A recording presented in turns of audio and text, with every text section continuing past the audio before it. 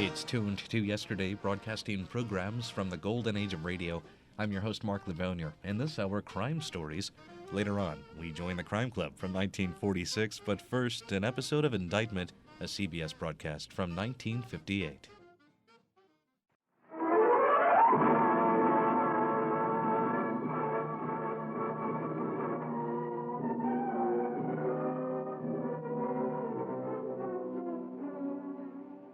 Indictment.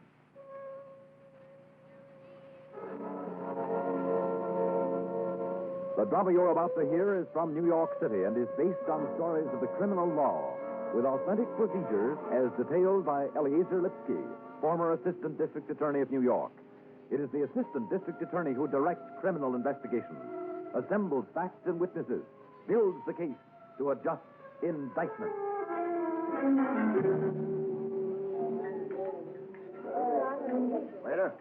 Waiter! Yes, sir. Yes, sir, Mr. Bilczyk. Yes, sir. Dessert menu right here. Yes, sir. Menu. I know the menu by heart, for heaven's sake. Give me a cup of coffee black. What kind of cheesecake tonight? Tonight we got pineapple cheese, cherry cheese. Wait a minute. Hold it. Move quick. Get the back between me and the door. Quick. What? Slow. For heaven's sake, he's seen me. All right, too late. Stick around. He's seen me. He's coming over. Yes, sir. You want the dessert now, or maybe Stick you want to... around with this crazy, you can never tell. Buggy, hello. How are you? Good to see you. Sit down. Hello, Benny. I kind of thought I'd find you here. Sit down. Waiter, a chair for my brother. Cup of coffee, Buggy, a nice piece of cheesecake. Waiter. I already ate. Benny, I got to talk to you. You got to listen. Later. Have a snack. We'll go up to the house. We'll talk. Benny, now, we get to the house, it'll be wait till the wife is out of the room. But the wife don't go out of the room, Benny. Now, you got to listen to me now. Later. Come to the office tomorrow. Waiter, 2 coffee, 2 cheesecakes, a special. Yes, Benny, okay. I ate. I'm not hungry. Benny, don't fob me off. Don't duck me like you've been ducking me. The office, I call the office. Mr. Bilczyk is out. I call the house. Benny's at the office. Benny, don't do me like this. Your own brother. Brother, don't hit me over the head the rest of my life with this brother thing. What do you want? How much this time? Ask, take, get out, get lost. Benny, don't talk to me like that. Hounding me, chasing me, heckling me. Come on, how much? 50, 100? You in trouble again? This is the last time, so help me. No money, Benny. No more. The last time was the last time. All I want is, Benny, help me on my own feet. Watch your own feet. Back in the business. Please, I beg of you. You got the connection, a word from you to the association, the license commissioner, the trade. One measly word. Benny, you got but to say one word. My brother Buggy is clean. I vouch for him. Restaurant. People are Just looking. that one word. Shut up. Keep it down. Benny, help me back in the business. You're making I'm a begging you. stock. Sit down. Look, I'll get on my knees. If only you give me one break it out, brother. Benny, I can't take much more. I'm one. You must leave me out. I'll muscle in. Take the hands off. No, you can't keep me squeezed out. I'm dying. I'm starving. Everywhere I go, it's the closed door. Everywhere. You're doing it, Benny. You gotta stop. You're warning me. I'm warning you. 5 years. Keep your hands off. 5 years I'm walking around. I won't take it anymore. I'll see you. Please, gentlemen.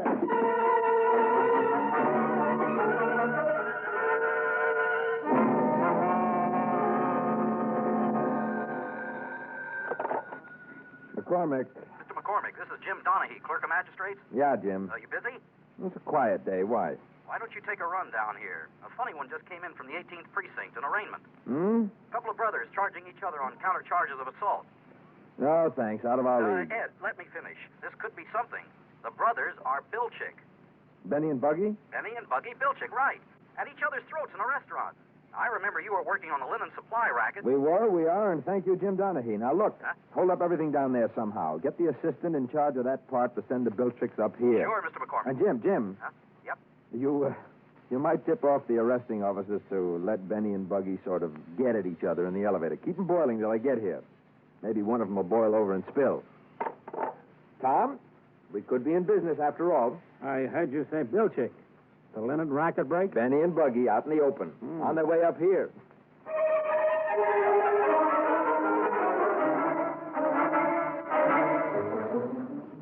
Tom, before they get here, give me a fast fill-in on Buggy, huh? Well, there isn't much, Ed. I mean, arrests, a fistful. But there's just one conviction. Extortion, wasn't it? The pickup was on felonious assault, but he copped a plea and went for extortion, that's right. It was in the old days, Ed, when they enforced their contracts and on the business end of a pair of brass knucks. Just a minute. Anything else? Well, he did his time. He's been clean from what I hear. Odd jobs, working on loading, delivering, things like that. Never made the big time again. Mm-hmm, all right. If you see an opening as I work, move in, huh? Well, what are you going to do? Play it by ear. Okay, let him in. Both for the time being, both. Okay. All right, officer. We'll see the gentleman now. Wait outside. Gentlemen, this way. Special Bureau District Attorney, what is this? Since when a citizen has an assault complaint right away? It's with the Special Mr. Bureau. Belchick, please sit down. Make yourself comfortable. There are no problems. I got right. Go ahead. Smoke if you wish. Mr. Belchick, won't you take a seat, too, please? Who are you? Buggy, Mr. McCormick's an assistant DA. Don't worry, Buggy. No problem. Except the public peace. So why do you think I charged up him in court? For more fights? Let Mr. McCormick explain, Mr. Bilchik. Who are you? Detective Russo assists my investigation. Well, go ahead, investigate. Everybody's seen him put it on me. That's the way to subtract him off me. All right, Everybody, Mr. calm Belchick, down. Shut up! Sit down. All right. Now, you two just sit. Do you understand me? Sit and be quiet. My own. All right. Now, I had you brought up from magistrate's court before the fur began to fly. Suppose you'd both been successful in your assault charges. What then? Trial? Counter-trial? Charge? Counter-charge? Bad blood in the family? Mr. Bilchick, a responsible man like you, an important man like you in the industry, would that look good? I only want peace. And you, Knock him Mr. out. Bilchick, a man with a record. There was some assault there, wasn't there, Detective Russo? That's right, Mr. McCormick. 9 arrests. Or was it 10, Buggy? Yeah, One good conviction. one. All right. Lousy rat. That could come out in court, Mr. Bilchick. And how would that help you make any headway in the industry? Headway. You should know. All I know is this, and it applies to both of you Bilchick brothers. I want you to keep the peace. That means keep away from each other. Perfect. No argument. I agree. Stay away from each other. Don't speak. Don't get into arguments. Speak. I had to track him down, my own brother. I want you to keep the peace. What's more, I'll want you to post a bond with the court, and if either of you breaks the peace, you forfeit the bond and you're subject to prosecution. You understand that? Agreed. Say when. It's all right by me. Just a minute. A bond, money. What am I supposed to use? Cigar coupons? A bond? Just a minute. You, Mr. Bilchick, should understand this before you agree. You can ask for a peace bond by showing proper cause. Again? Proper cause. What? If you can show cause for fear of your brother's actions, you can ask the magistrate to instruct him to post a peace bond. And you won't be troubled. Here, believe me, with this crazy one, I'm afraid for my life. His life? What's he done to mine? Ask him. Go ahead, ask him. I'll take it. Detective Russo, I think we'll talk to these gentlemen one at a time. Don't you think that's the best way? Yes, I think it might go quicker that way, Mr. McCormick. All right, well, you step outside with Detective Russo, Buggy. Right, you get. Ask me. I'll tell you who's got what's up here. You'll get your turn, Buggy. Just wait out there with the officer. Detective Russo, have we got a couple of extra glasses? It's very thirsty in here. Right in the drawer, Mr. McCormick. Oh, yes.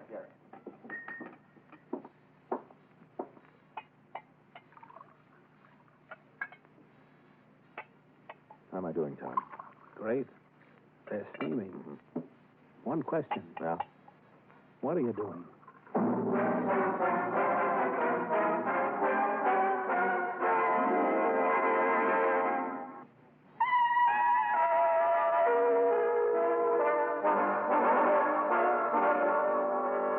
Well, that's all very well, Mr. Bilchick, and I'm certain you've been telling us the truth as you see it. On a stack of But Bible. it doesn't add up to a picture of fear. I don't understand. I told you everything. Mr. McCormick means that heckling you, waiting for you outside the office, trying to catch you in restaurants, places he knows you frequent, the likes of that, doesn't make a very strong case for, well, strict personal danger to life and limb. Harassment, annoyance, embarrassment, yes. Your own brother touching you for loans.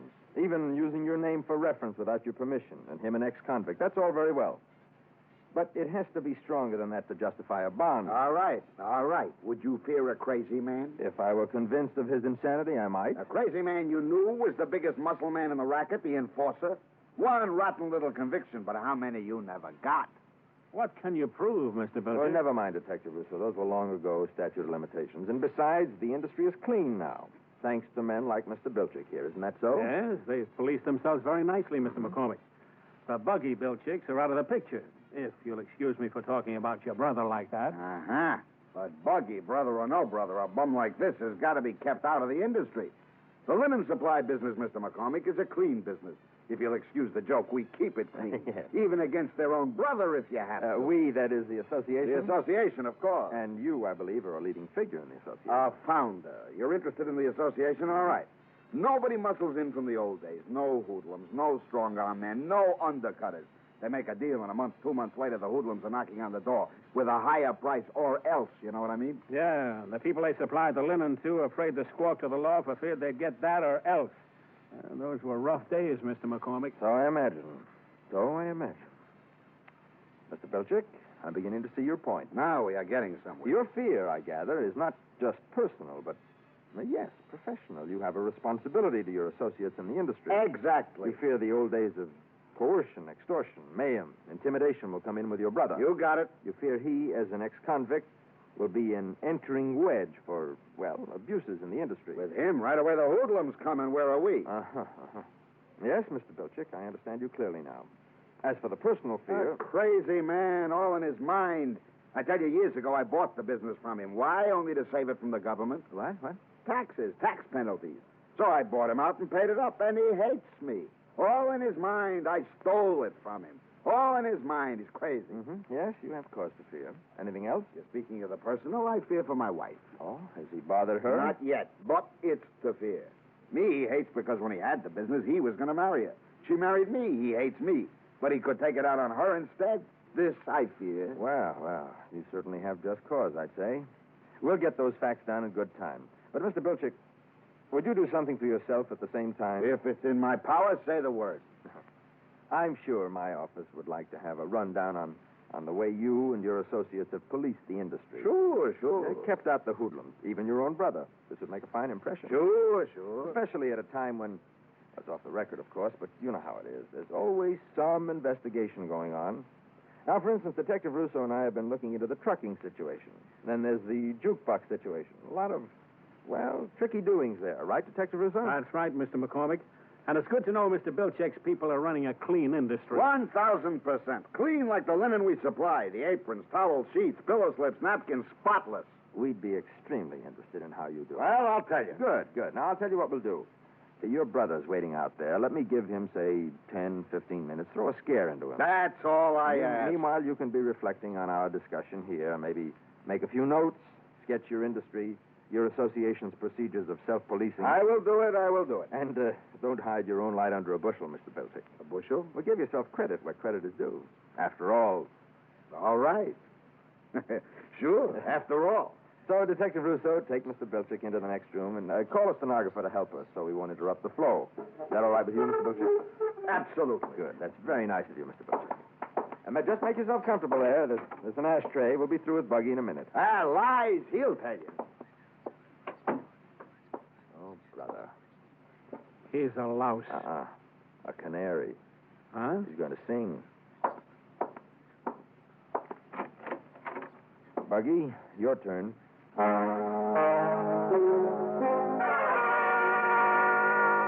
says I hate him for stealing the business. Who stole it? A straight bankruptcy, a fair deal. I got a fair price. What's the hate? He's lying. All right, he didn't bail you out of tax trouble. He just bought you out, huh? And a fair price. What kind of talk is he giving you? Buggy, what's with you and his wife? Millie? Yeah. Wonderful girl. What did he say? He said one word against that girl? Take it easy, Buggy. All he said was you hated him for stealing her. I what? I stole... No, he stole her from you. Well, how crazy can he be? There's some passing fancy, a few dates, a few dances, but nothing. Engagement ring, nothing. Never. Listen, a wonderful girl, but for somebody else, not for me. Mm-hmm. Are you married, Buggy? Married, widowed, remarried, 3 children, a lovely family, a wonderful home. A woman who is with me, good or bad, trouble or sunshine, prison out, always with me. And for her, for the family. That's what I want back in the industry. Trying to muscle back in, huh? Muscle? Me? 60 years old, me muscle in? Listen, Is handling dirty sheets when I used to handle the whole business, muscling? Is begging a job to pick up diapers when I started the first diaper service? This is muscling? What? What is he giving you? How about the ex-racket men in the linen supply business? Haven't you tried to get in with them? They owe you something. You help them make theirs. The old racket men. You know who we mean. Sure. Well? They laugh at me. In the old days, all right, I admit it. I was hard. Slug first, argue later. Sure. I helped put them there.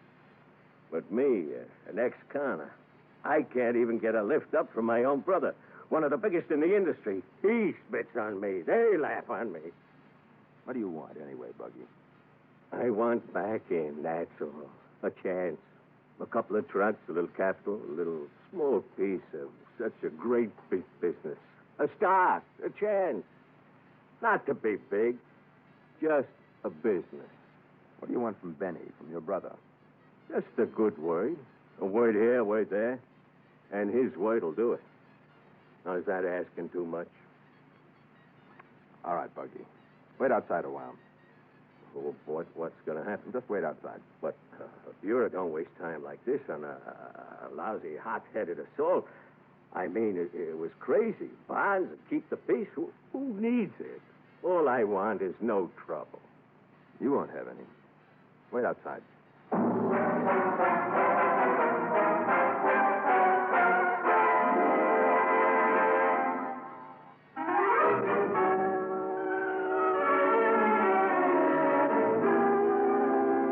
Now, you are asking how do we do it? All right. That is, keep an outsider, let's phrase it that way, out of the legitimate industry. You're the lawyer, an outsider, all right. A bum, a hoodlum. Let's strike those last words, shall we? Let me tell it, you make with the blue pencil.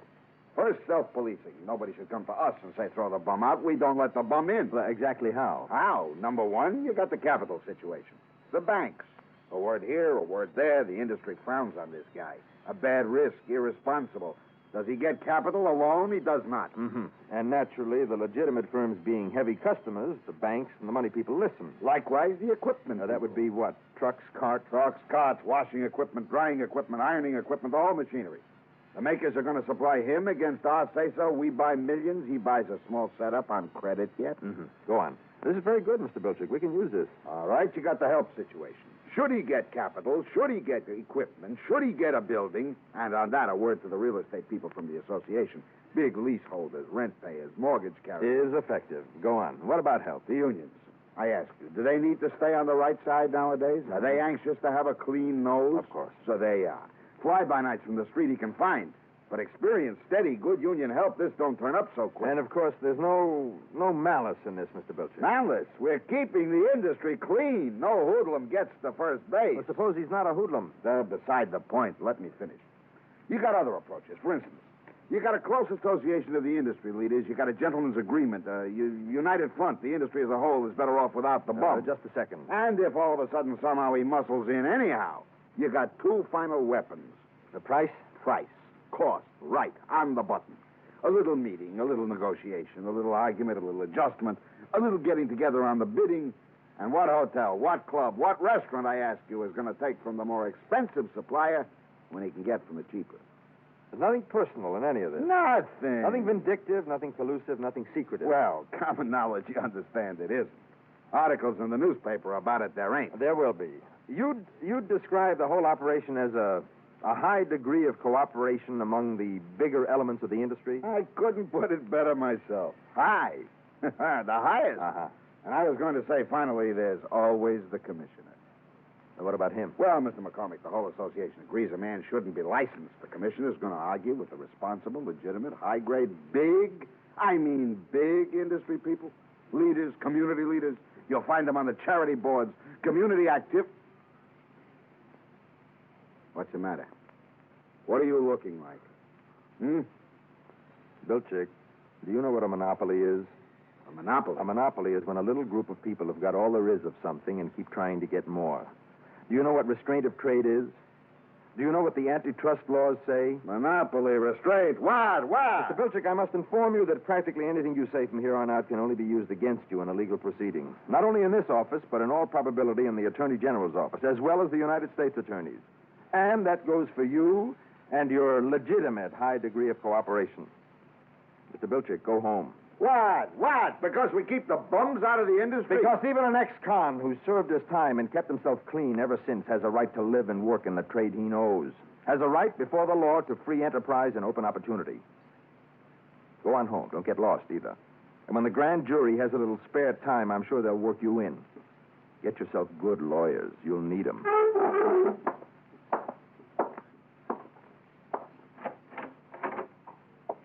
Buggy, Mr. Bilchick, come on in.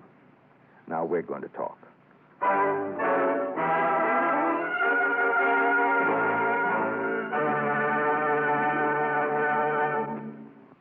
Indictment is written by Alan Sloan, produced by Nathan Kroll, and directed by Paul Roberts. Nat Polan is starred as Edward McCormick. Jack Arthur is heard as Tom Russo. Also in the cast were Harold Huber, Daniel Ocko, Sam Raskin, Walter Black. This is Stuart Metz, inviting you to listen next week at the same time for another Indictment. Indictment, on Tuned to Yesterday, a CBS episode from 1958. You're listening to an hour of crime on Tuned to Yesterday. I'm your host, Mark Lavonier. Now time for the very first broadcast of the series Crime Club, first heard on December 2nd, 1946, lasting through October of 1947, part of the Mutual Broadcasting System's Monday night lineup at 8, then changing to Thursdays at 10. One of radio's earliest mystery crime shows, the Eno Crime Club, took stories from the Crime Club series of novels, as did this show as well. The first story in the series we hear next, called Death Blew Out the Match.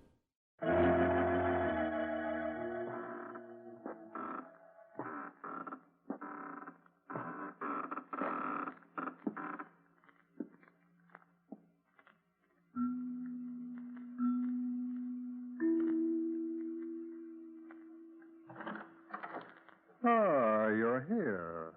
Good. Take the easy chair by the window. Comfortable. Good. The book is on this shelf. Yes, here it is. Death Blew Out the Match. A very absorbing story of death and mystery on a small island.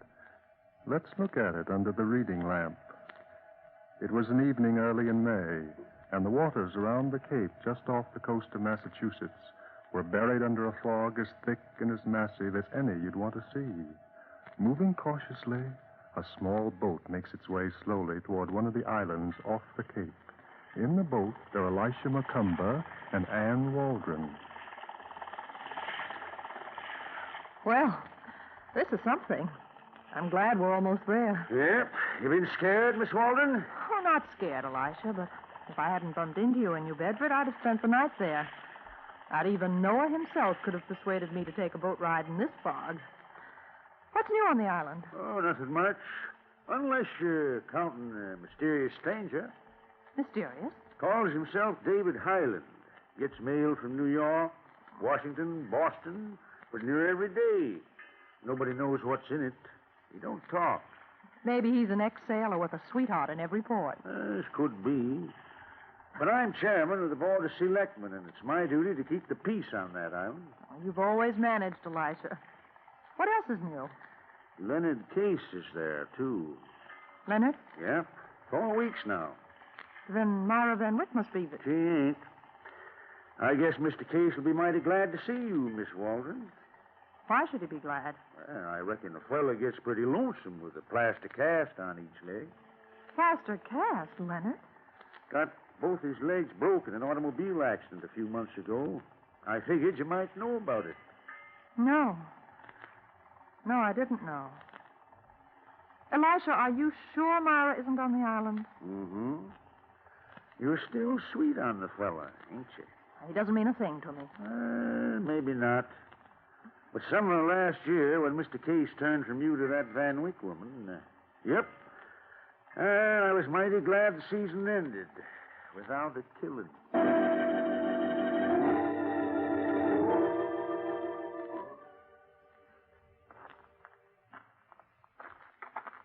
Thanks very much, Elisha.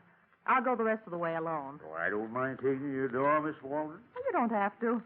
I'll just follow this path around Myra Van Wyck's house, and that'll take me right home. Good night, Elisha. And thanks for everything. Good night, Miss Waldron. Be careful. Maybe I should have... Oh, well. Nothing ever happens here. What was that? What on earth? That's Myra's house, and it's closed tight. Someone's coming this way. Someone... Hello? Fancy meeting you here.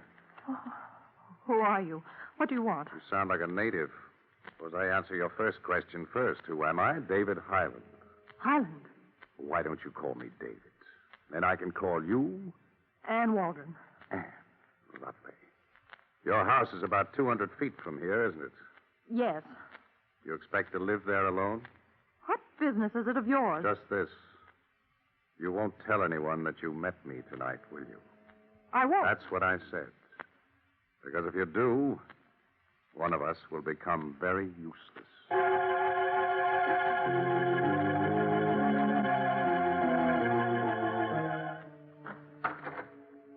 Hey, Mr. Case, there's a dame here to see you. Dame? Show her in, sir. Okay, Tootsie. Help yourself to the boss. But don't make him nervous. He's in a very delicate condition. Anne! Oh, Anne, darling, I'm so glad to see you. Hello, Leonard. You look beautiful. More beautiful Hey, than Mr. Case, is it all right if I take the car and go for a drive into town? Yes, beat it. Go anyplace. I'll pick up some chow for the icebox while I'm there.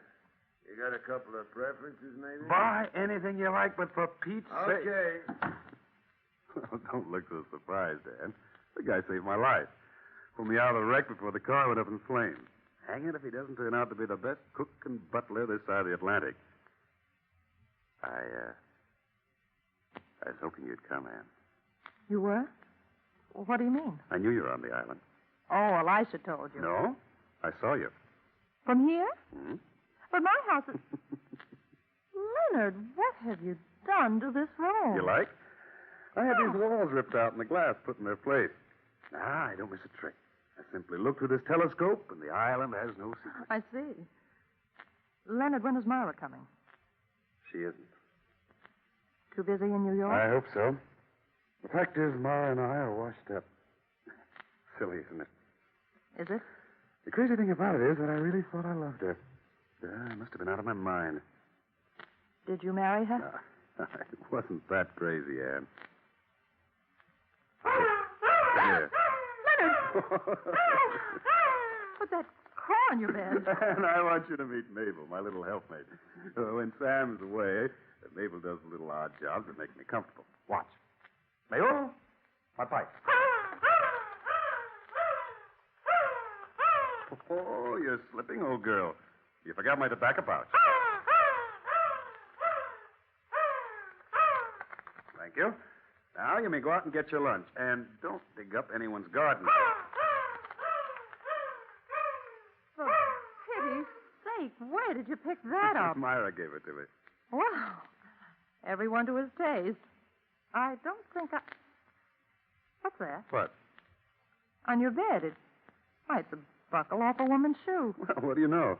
Thing that bird will bring home with her. Wait a minute, Leonard. I've seen this buckle before. Haven't you? Haven't I? Well, I don't remember. That's Myra's. What are you talking about? Myra's in New York. Oh, we'll soon find out. Give me that telescope. But, Hello? Yes, she's here. Would you like to talk to her? Uh-huh. What? Good heavens, of course I'll tell her right away. Anne, you can stop looking. What is it, Leonard? Myra's here on the island. Elisha McComber just phoned. He wants you to go over to her house. She's been murdered.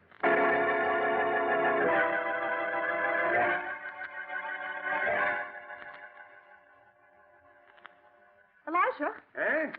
Oh, Miss Waldron. You got here pretty quick, didn't you? I can't believe it. Myra dead. When did it happen? Sometime last night. Last night? The coroner says it must have took place between 11 and 12. That's impossible. Is it? Why? Well, it was close to 12 when I left you. I took the path that runs around this place. The house was locked up. Did you look to see? No, there was no reason for me to look. You yourself told me Myra wasn't on the island. I reckon I was wrong, Miss Waldron. Miss Van Wyck must have got here while I was in New Bedford. And that must have been it. What was that, Miss Waldron? The door. As I was passing by here last night, I heard the door open and close twice. Of course, you didn't see anyone, did you? As a matter of fact, I didn't. Too bad. Would you like to see the body? Must I? It can't hurt you. It's right there in the living room. Come along.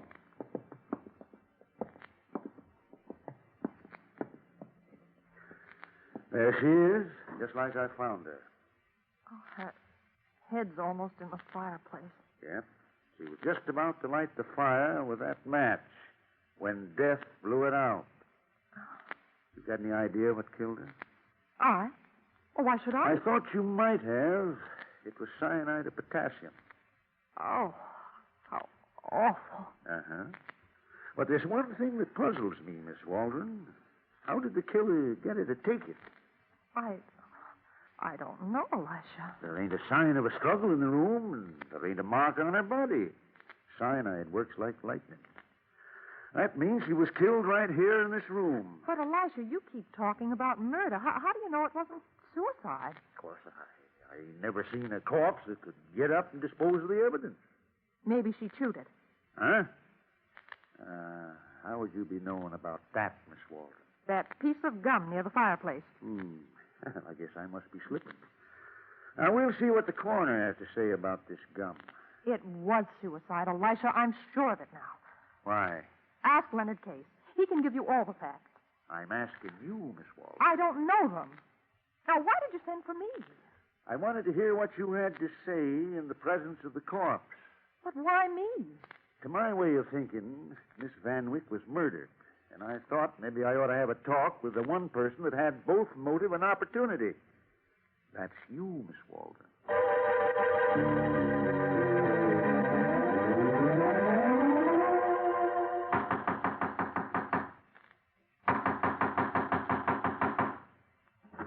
Well, are you trying to break down the door? I must see you, Mr. Highland. All right. Would you like to look at me here, or would you rather come in? I'll come in. Good. Sit down. No, thanks. Mr. Highland, what were you doing out in the fog last night? You won't call me David, will you? Will you answer my question, please? Sure. What were you doing out in the fog last night? I was going home. So was I. That makes us even, doesn't it? Not quite. Myra Van Wyck's been murdered. What? You don't say. On this quiet, peaceful island? Did you tell anyone you met me? No. Good girl. Yes. Always play it smart. But I will, Mr. Highland. Will you? Would you like to hang for the murder of Myra Van Wyck? What? Suppose I told Elisha that I saw you coming out of her house last night. But you didn't. How do you know I didn't? I didn't go in after I left you. I went right home. Can you prove it? Can I? Now, look here, Mr. Highland. What are you trying to do? I don't want you to make any mistakes. You protect me, and I'll protect you. You killed Myra. Don't point, Miss Waldron. It's bad manners. Why did you do it? All right. I'm going to find out, Mr. Highland, and what you came to this island for. And when I do... Yes? That letter on the desk. That's Myra's handwriting on the envelope. Put it down. Mail from New York yesterday. Give it back. You didn't have to break my arm. I'm sorry. It's such a pretty arm, too. And that's such a pretty neck. What are you going to do? Nothing. If you say one word about this letter to anyone, I'm going to put a rope around that neck for keeps.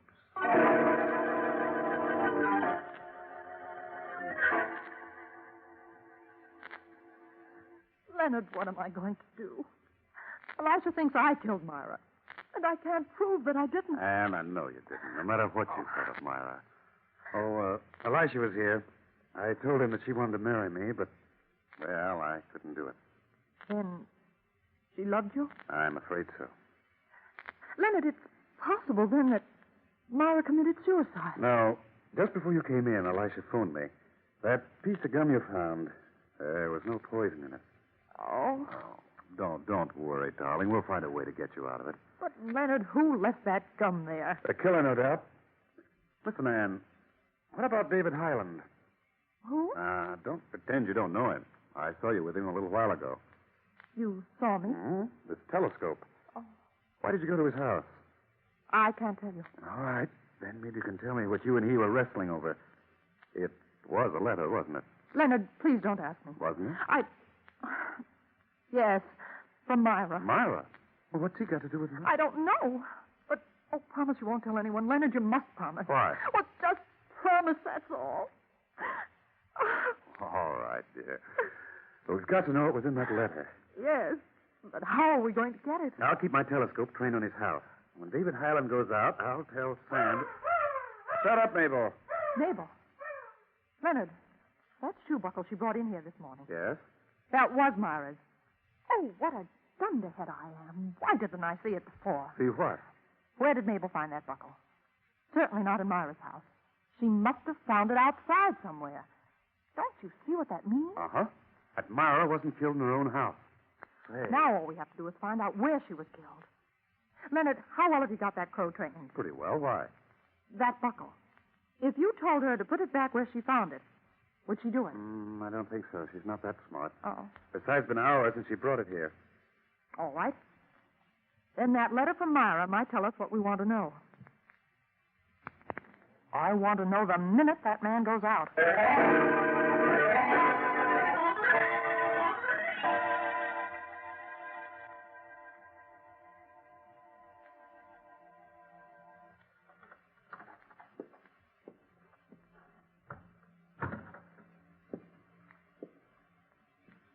Now, let me see. The desk. Oh, he would keep it locked. I don't think he'd be so careless as to leave it under the chair cushions. No, that would be too obvious. Oh.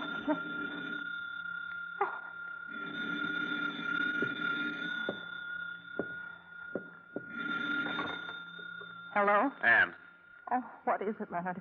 Is he coming back? I haven't seen him, but it's getting dark, and I'm afraid I won't be able to keep watch for you much longer. I can't leave now. I've got to find that letter. But it might be dangerous. Suppose he walks in on you. Well, I'll have to take that chance. Hold the wire. I'll go look some more. All right, but hurry. Chair cushions. Oh, no, of course not. That liquor cabinet. Who would think of looking in a liquor cabinet for a letter? Only it didn't get dark so fast. There. Hello, Leonard. Any luck, Anne? Plenty. I've got it. Bring it over here right away. Leonard, Well, what's the matter? Well, why don't you get out of there? I'm afraid it's too late. Well, Leonard, send for Elisha McConder quick. Is it Highland? I can't see. It's dark. Get Elisha. Anne! Anne!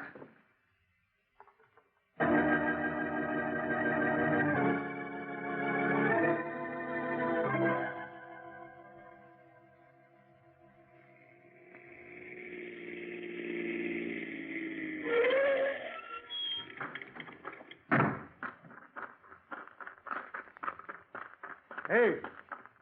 Hey, you, Mr. Highland. Huh? Why, Elisha McComber. What's all the excitement about? And where do you think you're going? Not thinking, Your Honor. I'm going for a walk. Where's Miss Waldron? Anne? She's supposed to be here? Yep. Let's go into your house. All right, if you like. While we're doing that little thing, would you mind telling me what this is all about? In time. Where is she? I don't know. When I left for the village, the house was empty. When I came back, it was still empty. She spoke to Mr. Case on the phone from here. Really? Well, perhaps I should lock my door when I go out. Do you think my neighbors would disapprove? Ain't none of my business. But this matter of Miss Waldron. Mr. Highland, would you be a gum-chewing character? Gum-chew? Sometimes. When I want to get rid of a bad taste. Now, how did you get rid of the gum? Spit it out on the floor? What do you mean? Over there, by that table.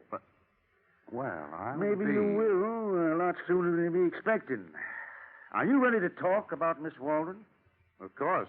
Yes, I think she's beautiful. I think she's a charming girl. Now, if she were only a bit more friendly... Is that all you've got to say? No, but for the moment, it'll have to do. Mm-hmm. Well, maybe you better come with me. Where? To Miss Van Wyck's house. Why there? Me and my boys have given that place a mighty fine once-over. Somebody that done a killing could think that we'd have no more reason to go back there. But we have, Mr. Highland. Come on.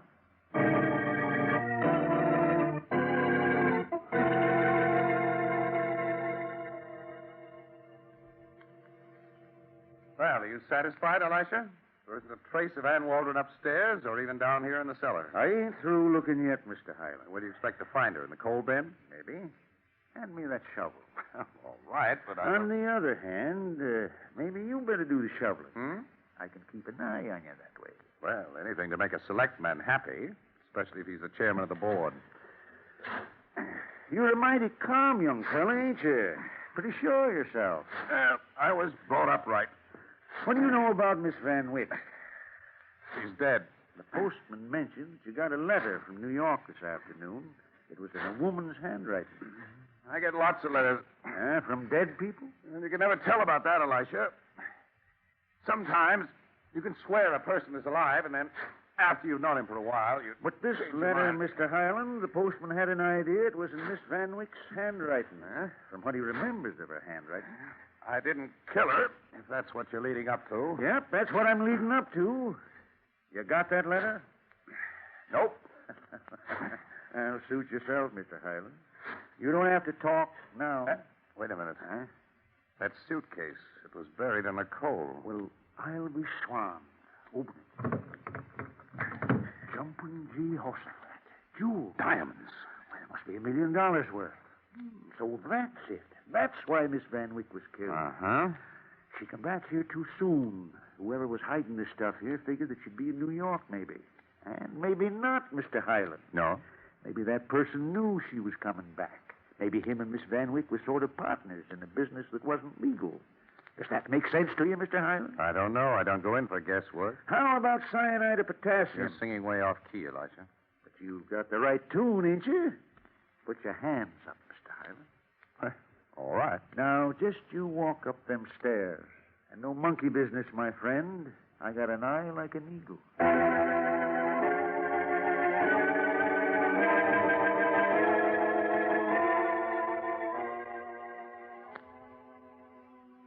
Operator, 124.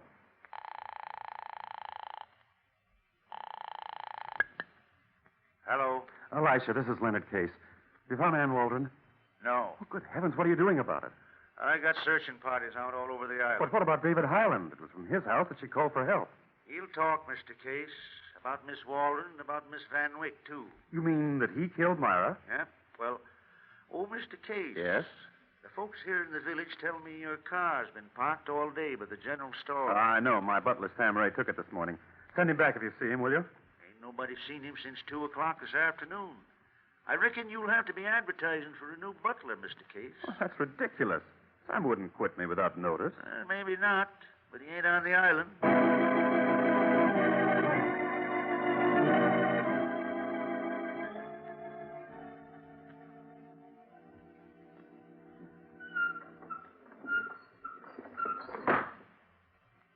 Okay, sister, on your feet.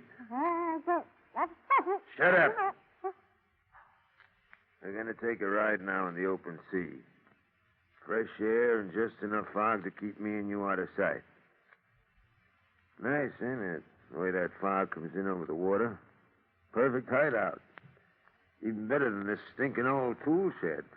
Tough, ain't it? You got so much to say, but that gag don't let you. Yeah. Okay, get going. Right down to the boat. Then maybe when we get way out in the ocean, I'll tell you a nice, interesting bedtime story.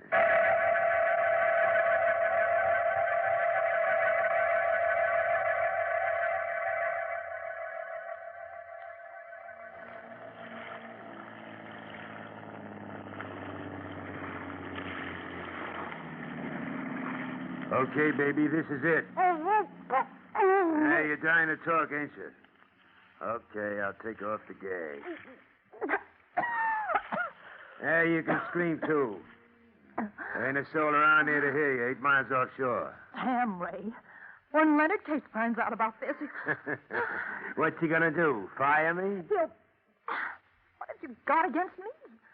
Why did you bring me out here to kill me? I don't like snoopers, baby. But I was only trying to protect myself. Elisha McConville suspected me of killing Myra Van Wyck. I didn't do it. I had to find out who did it. So you went after a letter? I thought it might give me a clue. Yeah. Did that letter contain any evidence, Sam? Plenty. What kind of evidence? You're sure a dame, ain't you? Well, you can't be afraid to tell me now. I'll never have a chance to... Will I? How right you are. Well, are you going to tell me or aren't you? Baby, that letter meant the difference between $1 million and zero. That Highland guy... Then he was mixed up with the death of Myra. Shut up. What's the matter? Listen. There's a boat out there. You make one sound. You listen. Are you dirty little... I'm going to finish you off right now and get out of here. Get away from him, Miss Coleman. Get down in that boat. Go ahead, Elisha. Go ahead.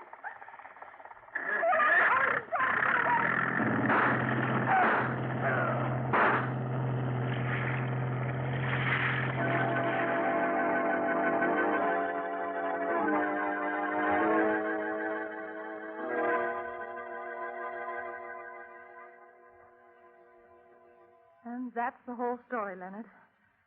If it hadn't been for Elisha, I'd be at the bottom of the ocean now. And, darling, I don't know what to say to you. I feel as though it's all my fault. Nonsense. Oh, but Sam worked for me. I trusted him. How was I to know that he was a diamond thief and that he'd killed Myra? He did kill Myra, didn't he, Elisha? I reckon so. We got in a way of knowing now with him at the bottom of the ocean. Well, all I can say is thanks for saving Anne. Now, how about a party to celebrate? Sam gone, I guess we'll have to rely on Mabel to do the honors. Mabel! Candy! Candy, Mabel, for the lady. If she could only cook. Mabel! She flew out the window. Leonard, she's flying toward Myra's house. Candy for the lady, eh, Mr. Kane? I don't understand what got into that bird. She's never disobeyed orders. And I reckon she ain't disobeying them now. She's flying to the only lady she knows. All right, Mr. Case, you can talk now. You got a mind to. But I got nothing to say. That's your privilege. But you killed Myra Van Wyck by sending that bird out last night with a piece of poisoned candy. And you done it because you knew the lady would take the candy from the bird, maybe as an omen of reconciliation. Miss Waldron, did you know that Mr. Case and Miss Van Wyck was husband and wife? Married? Yep. I asked the police in New York to do a routine check on Miss Van Wyck, and they come up with the dope. Leonard. All right, so what? Put her around. I told her to stay away from the island, to leave me alone. And you had good reason to. She might have found them diamonds in her coal bin. That would have been too bad, wouldn't it, for you?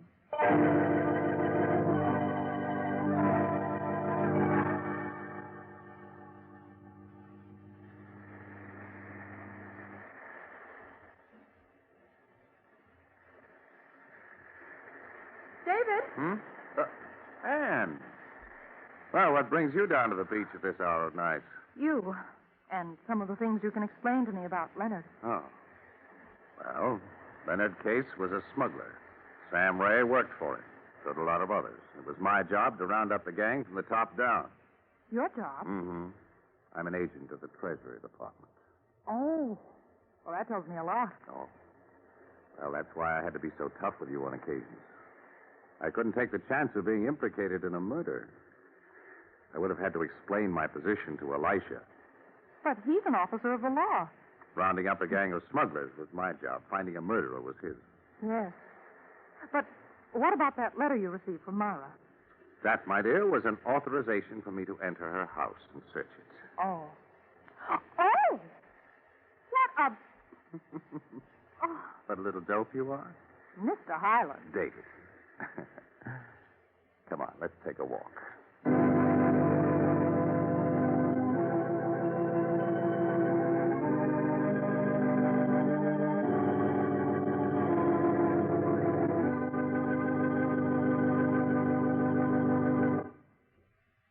And so closes tonight's Crime Club book, Death Blew Out the Match, based on the story by Kathleen Moore Knight. Stedman Coles did the radio adaptation. Roger Bauer produced and directed. Oh, I beg your pardon. Hello, I hope I haven't kept you waiting. Yes, this is the Crime Club. Well, I'm the librarian. Yes, yes. Ah, come over a week from tonight. Good. We have a very unusual story about a murderer who was revealed by postage stamps. It's called For the Hangman. In the meantime? Well, in the meantime, there's a new Crime Club book available this week and every week at bookstores everywhere. Mm-hmm. It's available now. Quite all right. And we'll look for you next week.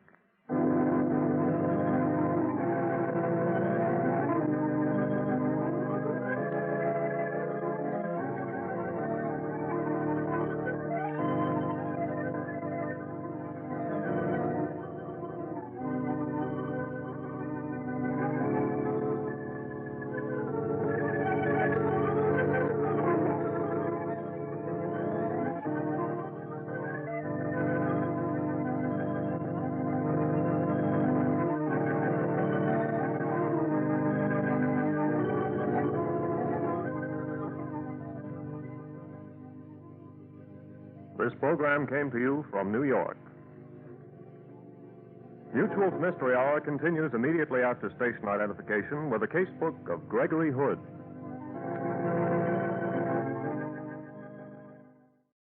Crime Club, on Tuned to yesterday, the first episode in the series from December 2nd, 1946 on Mutual Radio.